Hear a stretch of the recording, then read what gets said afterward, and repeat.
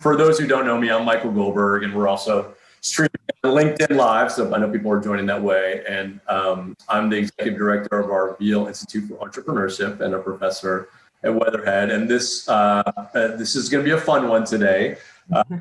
We're featuring our friend and Veale entrepreneur in residence, Allison Girvin.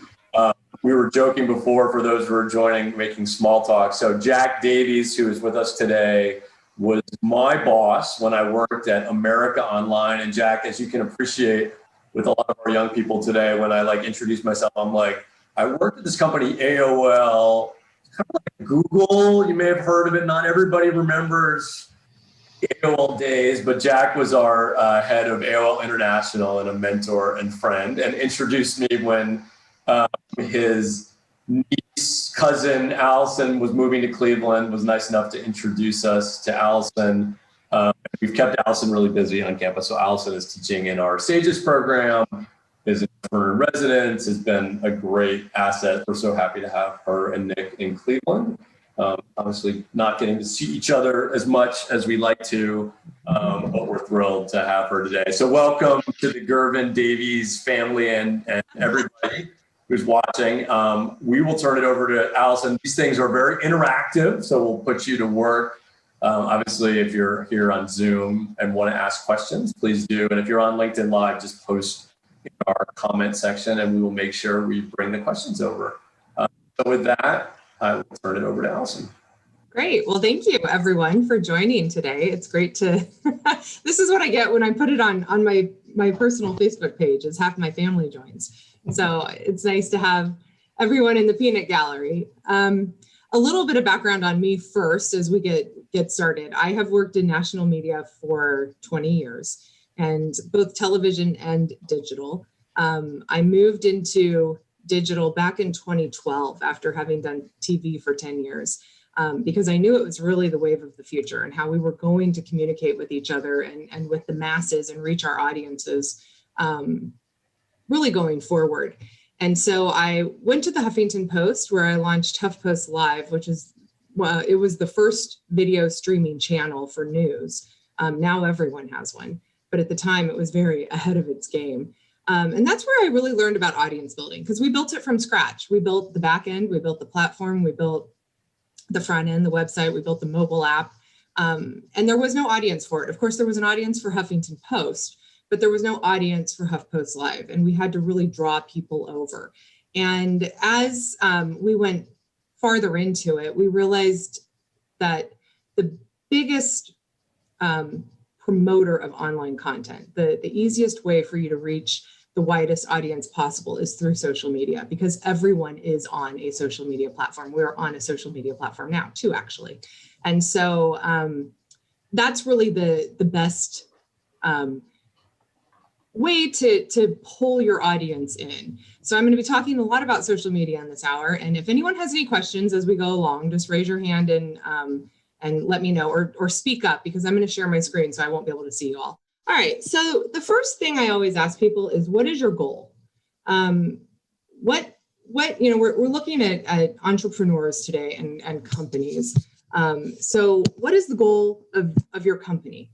What is your goal online? What is your goal in wanting to reach a digital audience? Are you looking to advertise a product or service?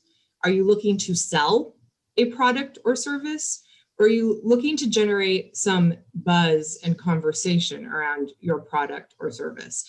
Because all three of these things are going to have, you're going to use your digital audience in different ways for this, and you're going to go after different audiences, obviously, for this. So the first thing you really have to identify is, with your website and with your digital media presence, which includes all digital media platforms. So your website, your mobile platforms, and all your social media presence.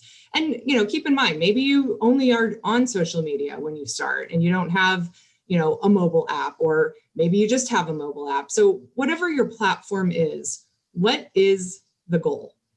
And that is the absolute first thing to identify. And maybe you have multiple goals. Maybe in the first, iteration of your effort, you really want just to generate some PR around whatever it is your company does. Maybe your second goal is to sell said product or service. But identify what the main thing is you want to achieve when you set out to go online. And then you have to know who your audience is. So this is critical because I think a lot of people think a digital media strategy is to just open up a LinkedIn account or open up a Facebook account and just start talking about whatever it is you do. If your audience isn't on Facebook, it makes absolutely no sense for you to be on Facebook. If your audience isn't on Twitter, then you don't want to be on Twitter. So I work for a consulting firm and our audience is not on Facebook. We mostly work with businesses and with other media professionals, PR professionals.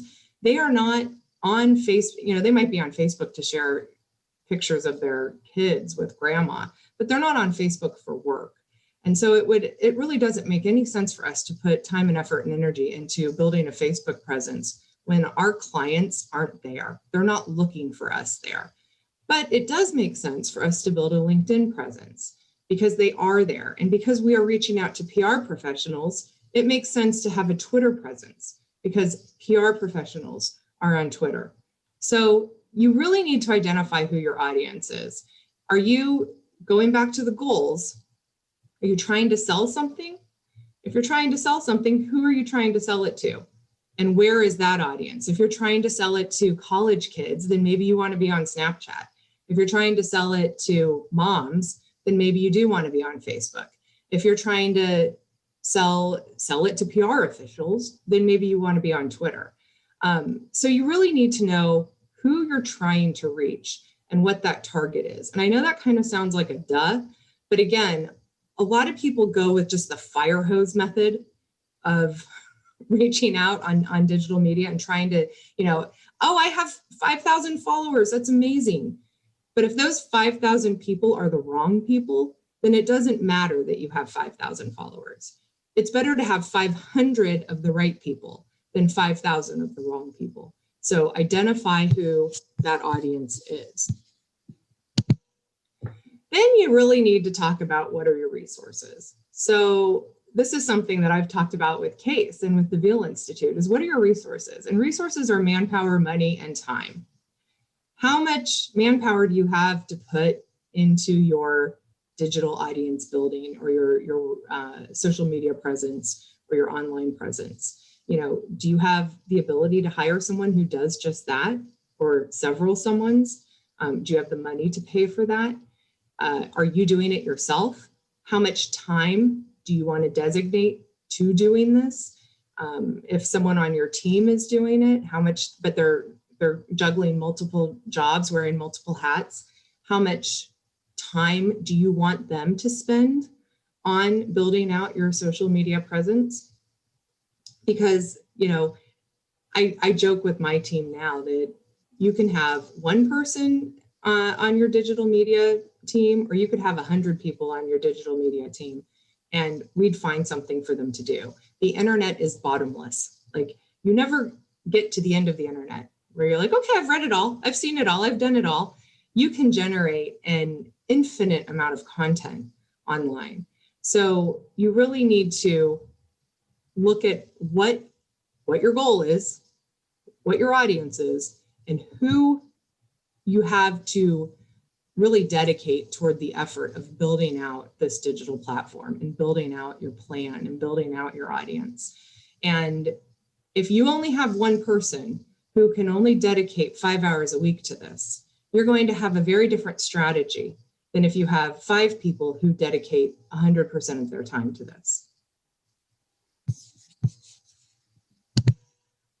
So once you do all that, you know what your goal is, you know who your audience is, and you know what kind of resources you have. You want to look at what platforms work best for you. And I put some up here that are really the most common. LinkedIn is huge, Facebook, Twitter, Instagram, YouTube, and then some other ones that people don't always think of: Slack, WhatsApp, Reddit, Medium, Tumblr. Again, it goes back to what is your product or service and what is your goal with that product or service? What is your goal with your digital presence? Because the audience you're going to find on LinkedIn is very different from the audience you're going to find on Instagram, which is very different from the audience you're going to find on Reddit. One of the reasons I also tell people to pick one, start with one, is because of that resource issue. All of these different things, and there's 20 additional social media platforms that aren't on here. All of these different things require different kinds of content. You don't put the same thing on Instagram as you would on Slack, and you don't put the same thing on LinkedIn as you would on YouTube. So if you really wanted to have a presence on several of these platforms, you're looking at having to generate 5 different versions of the same content based on the audience you're going to find on that platform, which takes a lot of resources and a lot of time, and resources and time, people, manpower and time cost money.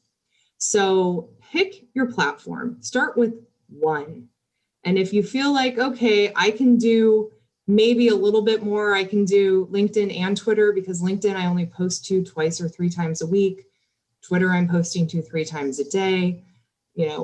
I can handle that based on my time and my resources and my manpower. Then okay, maybe you do too.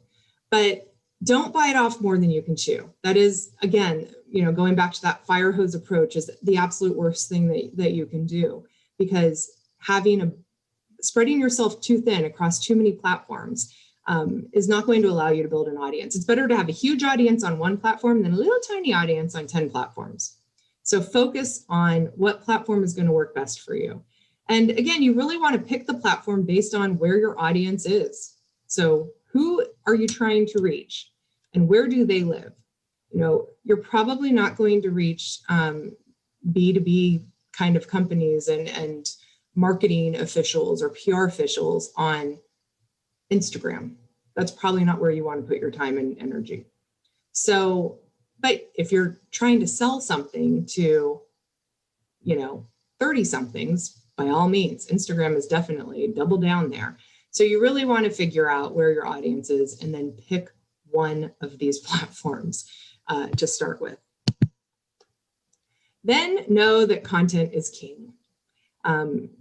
Once you figure out, you've identified your goal, you've identified your audience, you know how much time and energy and effort and money and resources you have to put toward this, you've picked one platform that you're going to focus on. Now know that content is king. People will find the good content. This is something that we say in media and have said in media forever. If you build it, they will come. So you really want to focus on quality. Again, some of these platforms like Twitter are more designed for a constant stream of content. It's just a constant flow. LinkedIn is more curated and more specific. And, you don't have to, it's not expecting a content dump every couple hours. So you can be a little bit more strategic and slow with it. But you want to make sure that you're not putting up junk. The content that you're creating is content that people want to see, because that is what's going to get them to follow you. And that is what's going to get them to come back, is I saw something really cool on this feed, or they were doing something really cool here. So how do you make good content? Well, I put this in kind of order of preference. For most platforms, video is the end all be all.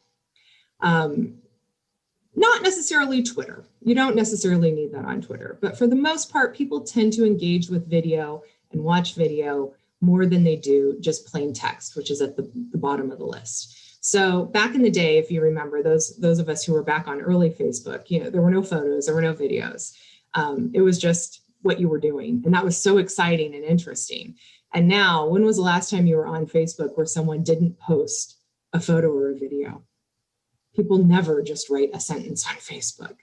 So we've come a long way in the evolution of Facebook in just 10 years, 12 years. But really, video is going to get you the biggest bang for your buck. It's also the most expensive, though. So going back to those resources, you really need to kind of say, what do I have in me? How much time and money and energy do I have to spend just on video? And make sure you use it in a smart way. Infographics are fantastic. People also like infographics. Infographics are a step above photos because they tend to have a little bit more information and a little bit, sometimes they're interactive. Photos are great. People like photos. Then sharing other people's content, retweeting it, sharing and retweets are the same. The last bottom thing is just plain text. You want to give people something. You want to give them a video to watch. You want to give them a photo to engage with, an infographic to engage with, a link to click on. All of that is important, not only because people like it better.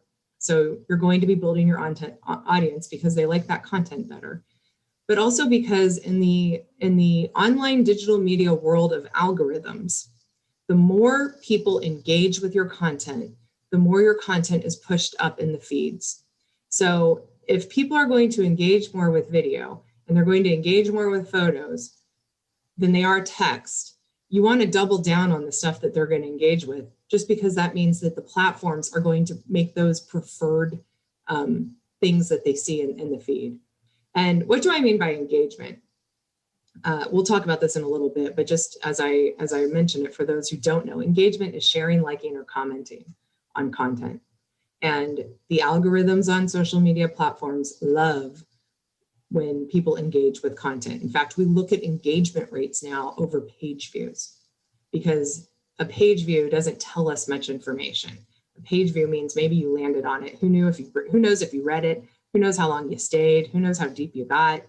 But if you comment, like, or share that, we know that you actually paid enough attention to comment, like, or share. And that is valuable to us when it comes to, okay, someone saw it and it consumed my content. So you want to focus on video, infographics, photos. Think visuals. So what makes content go viral? And again, a lot of businesses have websites, and websites are great, but landing pages are not often used. I mean, really, people very rarely, let's look at like the New York Times. People very rarely go in and type in www.newyorktimes.com. 80% of the traffic comes through social. Someone has followed them, liked them on a social media platform. About 15% comes through search. So they type in presidential election and a New York Times article pops up.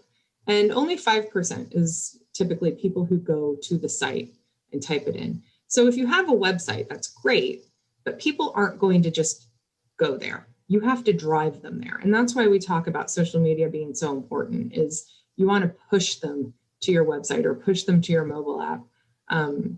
And social media really will do that. So the content that you create for social media, to make it go viral, these are the 5 big things: emotional, authentic, relatable, surprising, new. So let's unpack a little bit of this. Emotional. So this can be positive or negative emotion. Anything emotion. You can make me laugh. You can make me cry, tug on my heartstrings. You can make me angry. Like, I find this outrageous. You can make me shocked. But you want to go for emotion. And depending on what it is you do, and depending on who you're, what service or good you're selling or who you're trying to reach, emotion might be a challenge. If you're a software guy, how do you make software emotional? But your post around it can be emotional. Your post around it can be pithy or funny or witty or, really smart. So emotional doesn't have to be, the crazy dancing cat or the cute baby. Emotional can be poignant, or it can be, like I said, funny. It can be something really smart around your content that you're trying to push out. So maybe you have a video about your software, or you have an infographic about your app, and you're putting in the text something that kind of is a little emotional. Authentic. People on the internet are very fast to sniff out fake stuff. They want it to feel like you're letting them in behind the curtain. You're letting them look under the hood. You're taking them inside to the way the sausage is really made. You want it to be real. Don't get too big for your britches. Don't try to be something you're not. Don't try to oversell yourself. You really want to be authentic. And if you're just starting out and you're kind of the underdog, you know, that's something you can sell. That's a story you can sell. But too much shiny and too much production is actually not a good thing online. People like the raw and the real. Relatable. They like to feel like, okay, I can relate to this guy. He could be my brother. He could be my next door neighbor. You know, he could be my dad. This content is relatable. I get where he's coming from. So let's say you have a startup and you're really struggling to pull the money together.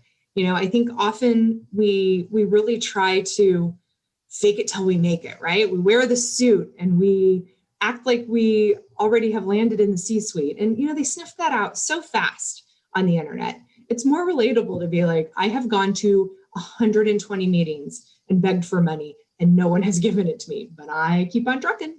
You know, people like that. They like that relatability and that honesty and that realness because they get it. They're in the same boat. Surprising. So people like to be surprised online. It doesn't happen all that often. So when you can do it, it's very endearing and it brings along a lot of goodwill. And so surprise me, tell me something I don't know. And then new, of course. So if what you're doing is new and innovative and interesting and exciting and different, you want to play that up 100%. Because that is, you know, in this world, it's hard to surprise us and we don't see a lot of new stuff all that often. So you want to play up the new angle. So then you've identified your audience, you have your platform, you're making your content. How do you build that community? How do you get people to come to you? How do you get them to know that you exist? You know, I always tell people you need to go to your community so your community will come to you. Where are they? Maybe your community is at the Veale Institute. Maybe your community is your alumni group at CASE. Maybe your community is your former colleagues at, you know, your previous jobs.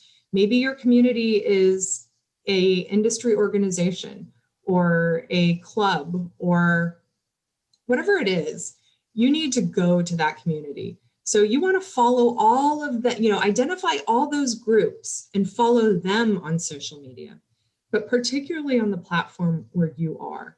So if you've decided I'm going to double down on Twitter, then you need to go find all the people on Twitter in your community and start engaging with their content so that they see you, they know you, follow them, comment, retweet. If you're on Facebook, same thing. If you're on LinkedIn, same thing. Go where they are and draw them into you and show them, hey, I'm here. One of the ways that we build a community is by that engagement. And again, I'm going to talk about engagement a little bit more farther in, but people want to know that you're not just a bot or that it's not just an automatic response. You know, I get a question a lot with Twitter. Should I set up an automatic thank you when someone follows me on Twitter? And the answer is hard no, absolutely not.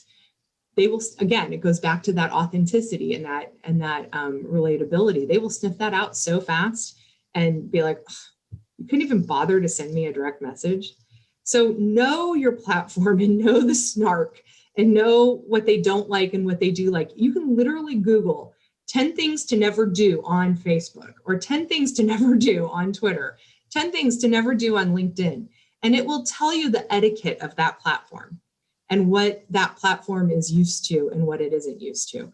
You know, every different platform kind of has its own voice. So Facebook is like the nice one. That's where all the moms are and they're kind and gentle sort of groups in the closed communities that you'd be going after. Usually there's a lot of rules, you know, everyone has to play nice, don't talk politics, yada, yada. You know, Reddit's the exact opposite. It's like bring out the knives. So know the community voice or the rules and etiquette of that platform and make sure you adhere to them and know how they interact with each other. Inundate. So one of the most effective ways to get your message across online is to repeat it over and over and over and over again. And when you've done all that, you do it again. But don't ruin the user experience. So it's like, people always say, but I don't understand. You're saying I'm supposed to hit people over the head with this 15 times a day, but don't actually tell them anything more because they're going to get exhausted and hate you and unfollow you. This goes back to know your platform.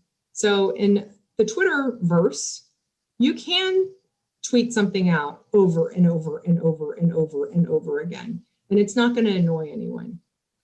LinkedIn, not so much.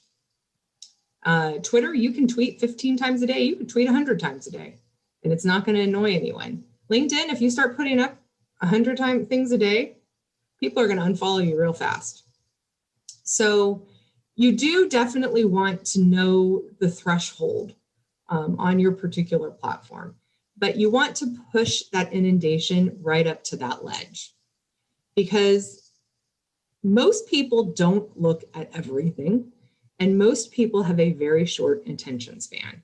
The average time that someone spends on a piece of content on the internet, any piece of content, average time is 8 seconds. You have them for 8 seconds. And they wonder why we're all so ADD. So in that 8 seconds, you better grab them. And if you don't grab them, you need to go after them again and hope that you'll grab them the next time or the next time or the next time. So know, all right, what do I think my community will tolerate? How many posts a day or a week can I do before I'm going to ruin the user experience and push it all the way up to that edge? Engagement, engagement, engagement. So the absolute best thing that you can do to build your community is to engage with it. That means when someone follows you, you thank them with a personal direct message, or you retweet something that they have posted and say, thanks for the follow. When when someone posts something on your LinkedIn post, you reply to it. You go to their page or their posts and you comment and like them. That interaction is what builds the goodwill and makes them realize that you're a legitimate player in this space. It also games the algorithms. The more you engage with content, the more you like and share and comment on the other comments and the other folks that are on your platform, the more you're pushed up in that platform's algorithm. They look at you and go, oh, this person is really engaged in talking a lot, and they interact a lot, and they will push your content up. Because why do all these platforms love the engagement? They love the engagement because the more you engage, the more you comment, the more you like, the more you share stuff, the longer you're on the platform. And that's what they want. They want people to stay on the platform for as long as possible. So if you're generating content that people engage with, they're passing that 8-second average, right? It takes a little bit more than 8 seconds to write a post or to share it onto their page. So that tells the platform, hey, this person's generating really good content that people like and engage with, which is going to keep those people on the site longer. So I'm going to push their content up and get it out there in front of more feeds, put it in front of more eyeballs, in the hopes that more people will stay and engage and spend more time on the platform. So it's all a game. It's all really how do you game the system to get the most out of it as possible. So if you want to see this in real time, first find your voice. So this is really important. Most social media efforts and digital media efforts fail because they're just kind of bleh. Think of what you follow online. Think of the people that you go back to. Think of when you're on a platform and you actually type in a handle to go look at that person's content. What is it about them that draws you to them? And usually it's because they have a particular style, or in digital lingo speak, it's having a voice. The voice of, let's say, Vanity Fair. If you go to Vanity Fair social media page, their voice is very distinct and very different from the voice of, let's say, the Washington Post, which is very different from the voice of the Huffington Post. So same thing with companies. Companies have a distinct voice. Some companies are fun. Some companies are serious. Some companies enjoy making fun of themselves and they laugh at themselves. Some companies are really snarky.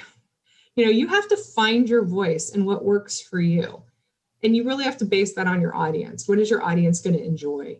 Is your audience going to enjoy the snark? If they're not, if that's going to turn them off, that should definitely not be your voice. Does your audience enjoy the nerdy? Like, I'm going to totally geek out on this thing? Then double down on that. That can be your voice. But you need to have something that gives you a little bit of edginess, a little bit of that star power that takes you away from just the bland, here's the facts, and elevates you into, okay, this person's kind of interesting. This is someone I'd like to talk about their product or service with. They sound kind of cool. And then if you want to watch this happen in real time. So I just signed on with media strategy experts to help them build their digital media presence. And we're starting with Twitter. And I literally started the Twitter account yesterday. So if you want to watch this happen in real time, our audience is PR professionals, crisis communication folks. So they are on Twitter. All publicists are on Twitter. We are not going after, we are selling a service to them. Let us help you with your crisis. Let us help you with your communications problem for your company. And we are trying to build out a Twitter presence that shows them what we can do on social media, so that we can say to them, hey, you want us to help you with your social media? Go look at our social media sites and you can see kind of what our vibe is and what we do. So our audience is, it's Twitter, so we can post pretty often, several times a day. One of the first things I did was identify, and I'm still doing this because it does take a long time. The internet is big, it is bottomless, and there are a lot of people on there, and it does take a long time to curate this. So I'm doing a little bit every day, and between other things, because my resources and my time and my money are split between 15 things. This is not my full-time job. So I have decided I'll dedicate about an hour a day to doing this. And one of the first things I did was, all right, who are all the people that I want to follow who have content that's like my content that our audience might be interested in? So I went and followed a bunch of social media organizations and other social media experts. And then I went through our client list who we've done work with in the past. And there's more than 500 people on this list. And I'm going and looking up every single one of their Twitter handles. Do they have a Twitter account? I will follow them. They've worked with us in the past. Maybe they'll follow us back to build up that presence. Right now we have like 10 followers because, like I said, I literally launched this yesterday. So I don't have to worry too terribly about making sure I have a steady stream of content. No one's looking at it yet. But I do have to put enough content up there so that as I build it, when people do come to our Twitter feed and they look, they're like, oh, there's stuff in here. And it's not just 2 tweets. And they see that we have a consistent presence. And okay, we'll follow them. This is interesting stuff. So if you want to watch this in real time, by all means, follow experts_media on Twitter, and you can sort of see the slow build. I think one of the biggest takeaways is this does not happen overnight. You do not build a digital audience overnight unless you have some wow, you get $50 million and you buy an ad in the Super Bowl. All right, you could probably build your digital media presence overnight. But absent of that, it's a slow build, and it's consistency every single day, putting a little bit toward it, going out and identifying the strategic stakeholders who can help you. So as we build out our Twitter platform, we're going to follow the folks that have worked with us in the past, and then we will call or email and say, hey, to our most important clients, will you give us a follow back? Would you post something about us, or would you mention our account on your Twitter feed? And identifying those key stakeholders and asking them for a favor is sort of phase 2 of building out our Twitter presence. So, it's going to take a while, and we have realistic goals. We don't expect to have tens of thousands of followers in the next month, but I think slow and steady wins the race, and generating interesting content that people care about matters, and making sure that everything that you post, unless it's super pithy and witty and funny, there are some social media accounts that have these young kids who are super funny, who just react to the news. It reminds me of, remember the lights went out during a NBA game or something, and Oreo did this really funny thing about dunking in the dark. You can still dunk your Oreo in the dark, and it just went viral, and it was like crazy good, and it was in the moment. Like the news did a profile on, it was like some 23-year-old kid who just was in charge of Oreo's Twitter feed that night, and just hit it out of the park and went gangbuster crazy. Like 8 million people followed them in the next 24 hours. So those things do happen. They are the exception, not the norm. So slow and steady, just good, consistent content, hitting some of those things that I've talked about in the last 40 minutes. So there you go. I'm going to stop sharing my screen. Does anyone have any questions? I became your 8th follower on Twitter. Good. I had the Veale Institute follow too. Thank you. Watch the magic happen. Does anyone else have any questions? I'll kick it off, and I'm excited to encourage everybody else to join. There's so much to unpack there, Allison, and it's helpful because I think many of us, whether we're doing this from a university perspective, we're building our own personal brands. One of the things we struggle with, even like for events like this, like we're streaming on LinkedIn Live, Facebook Live, people's ability to go live, for wherever they are, how do you advise folks? Because to me, it's interesting that you start with video. Mm-hmm. You've been doing this for a long time, and now everybody, including our kids, are sort of, everybody's shooting video. It's so easy to post video, but doing it in a way, and this is something that Sophia and a bunch of us here talk about, like, how do you do it in a way, because it's so hard to get people's attention. Like, how do you sort of not overdo it? Because putting video up is so easy. Mm-hmm. With a lot of hour-long sessions and different things. So how do you advise doing that dance? Well, I think live is actually a very effective tool because it generates video. It's the easiest way to generate video. You don't have to shoot anything, you don't have to make anything, you don't have to do anything. You just do a live.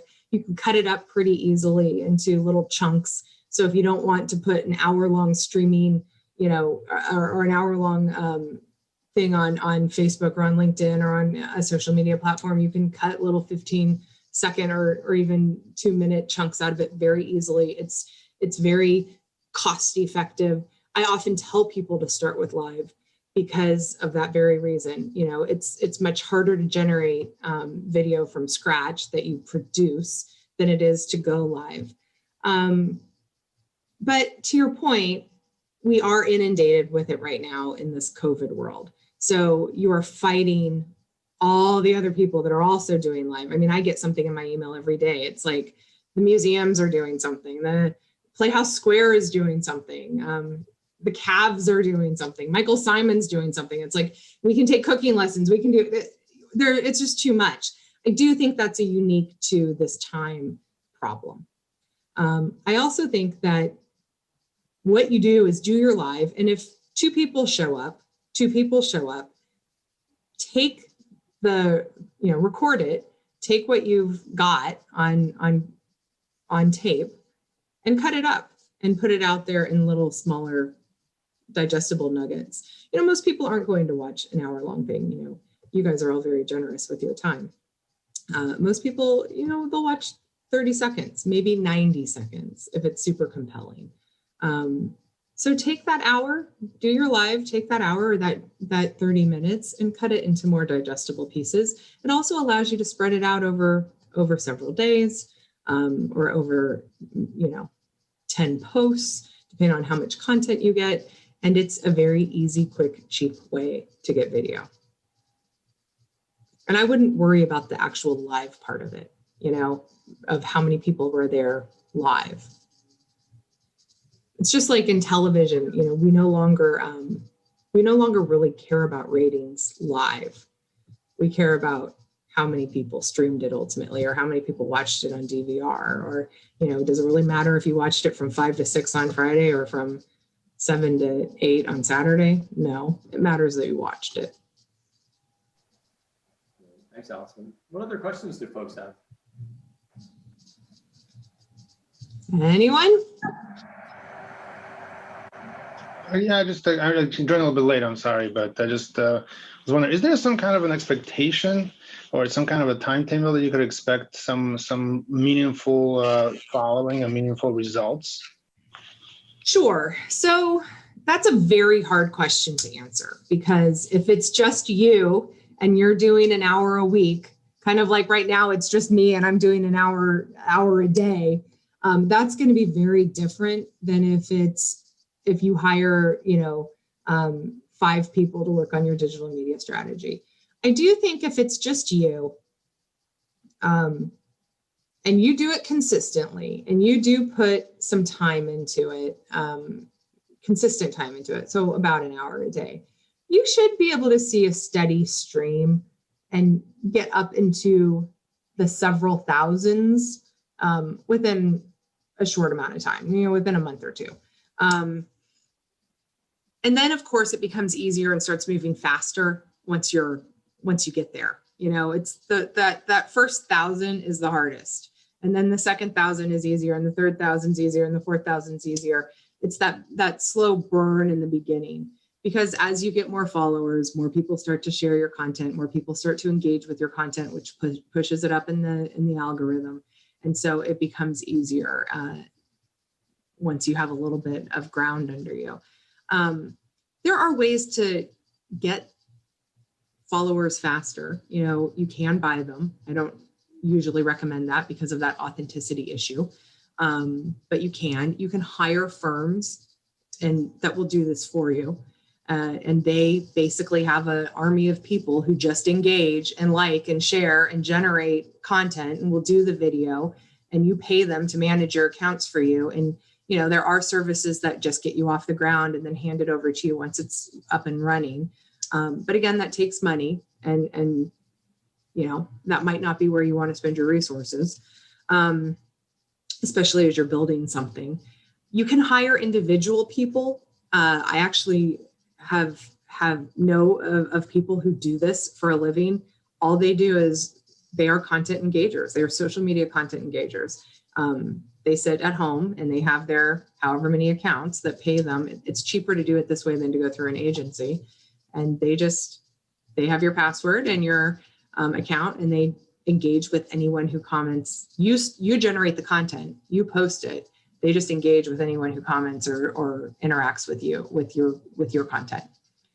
Because again, that helps with the algorithm. So there are different ways to sort of futz with it. If it's you by yourself and you're consistently putting in an hour a day, I would say you could get, it also depends on you. It depends on what you're hawking. It depends on what you're selling. It depends on what you're putting out there. It depends on the quality of the content. That was actually, I'm sorry to interrupt. This is actually was my follow-up in terms of the quality, and some of them is when talking about authenticity, but we're talking about professional versus not professional. Yeah, everybody could shoot a video, everybody could talk, and everybody could provide, produce content, right? But then there is content, and then there is, then there is something that people enjoy watching, people enjoy to follow, they kind of anticipating or they like the presentation. And then there is something that just looks like it's a personal brand. Yeah, personal brand, I understand that. But when you're building a professional brand, you're building a company, at what point, when do you kind of either flip, or at what point do you start right away professional? That balance. So I think, and that's hard to answer too, because the threshold is going to be different for everyone. There are some people who feel like building your digital media presence is incredibly important, and you put that money up front and you get out there so that as you generate interest and you generate business, there's a place for them to land. Certainly, you can't go out there and talk about your product or service these days and not have a website. So most people are going to start at the very least before they sell anything, before they have any business whatsoever, they're going to have a website. So that's upfront costs you're going to be putting in no matter what. As far as building the digital presence, it's so specific on what you're doing. If you are creating an app for a company that has basically paid you for this app, and they want, you're going to be doing your business with this company, and that the bulk of your business is going to be with this one entity, you might not need to go generate a bunch of social media presence to get more clients in. You're doubling down on this one guy who's got deep pockets, where you start here and you're just going to keep building and working for him. If you're trying to mass produce something or sell something to a lot of people, then you're going to want to put that money up front into building a professional digital operation online right out of the gate, because you're selling a product to anyone out there who will buy it.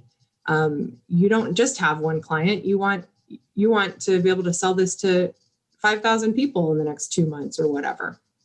So I think the strategy depends on what it is you're doing, who your audience is, who you're trying to reach, and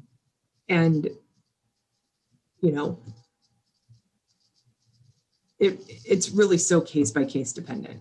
I would say email me afterwards and tell me your specific thing, and I'll give you some advice. Thank you. Appreciate it. I have time for one more question. Sophia? Yeah, I can ask. I know we've already talked a little bit about Veale accounts, specifically when it comes to social media. And while we are doing our best to differentiate content across platforms, and this goes for the other departments I work for too, it's challenging because there's just only so many people, like you said, manpower behind creating the content. But what we have been doing is, and I hope this is this the right way, is, kind of having a different voice on different platforms, whereas Instagram, we're really talking to students, so it's far more casual compared to LinkedIn, where we're more professional, and Twitter, where we're more like thought-provoking. Is that something you recommend? Like how? Absolutely. So, if, as I was saying, I normally tell people to pick one platform, because you can easily spread yourself too thin, and you can easily sort of get to a place where you're giving, you're not giving 100% to any of it. And so, but if you are going to do multiple platforms, and you do feel like you have the resources and time and energy to do multiple platforms, you absolutely need to cater the content for that platform. So,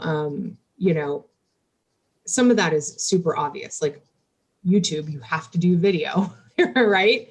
And some of it is a little bit more nuanced. You're absolutely right.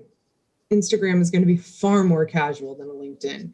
And you have to know that audience and know that if you put your LinkedIn content on Instagram, it's just going to go right. Their eyes are going to glaze over.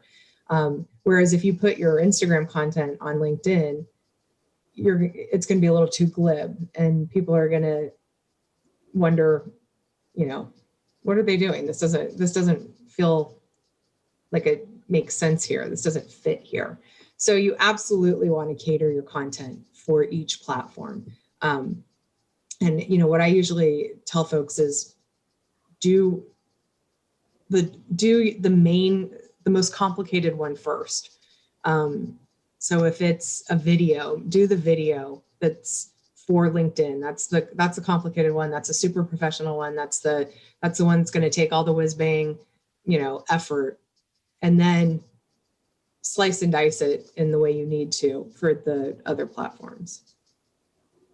We've been taking your advice on that, and I think well, because otherwise you'll end up shooting the same thing 3 different times, which doesn't make sense. That's a waste of time and effort.